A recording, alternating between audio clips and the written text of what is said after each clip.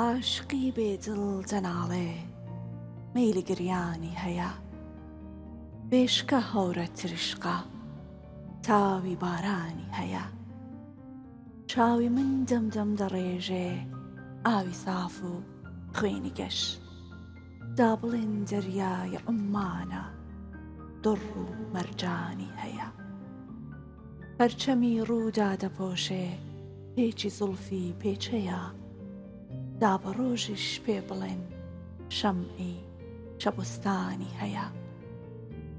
ئاسمانی حوسنی مەحبوبەم لە ئەبروو زوڵف و ڕوو، دوو هلال و دوو شەو دوو ماهی تابانی هەیە.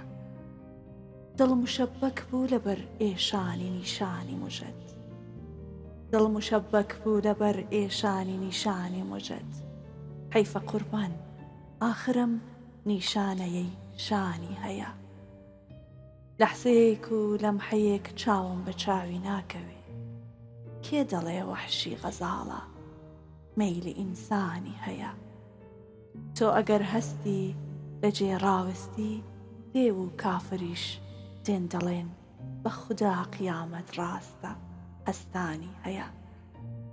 بینەرانی خۆشەویستی زووم، بەیانیتان باش، هیوای ڕۆژێکی زۆر زۆر باش بۆ هەموو لایکتان ئەخوازم. هیوادارم ڕۆژەکەتان بە وزێکی باش و دڵێکی خۆشەوە دەست پێ کردووە. سپاس کە زوومتان بۆ دەستپێکی ڕۆژەکەتان هەڵبژاردووە. چونڕە باسکەمەندیم لەگەڵ هاوکارانم مامۆستا کامل قەرەداغی و هەروەها بابان حەما بۆ پێشکەشکردنی گرنگترین بابەتەکانی ڕۆژ. میوانی ئێوەی ئازیزین، ئێوە بینەری لاپەڕێکن. زۆر بەخێرات.